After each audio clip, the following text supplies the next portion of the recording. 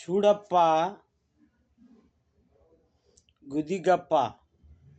Credit card bill కట్టడం, friend అప్పు తీసుకోవడం రెండు ఒక్కటే. నెలలు ఎక్కువ అయితే ఫ్రెండ్ వడ్డీ అడుగుతాడు. క్రెడిట్ కార్డ్ వడ్డీతో పాటు పెనాల్టీలు, లేట్ ఫీజులు, ఛార్జీలు వేస్తాడు. ఇక్కడ ఫ్రెండ్ అప్పిచ్చి అడగడానికి మొహమాట పడతాడు.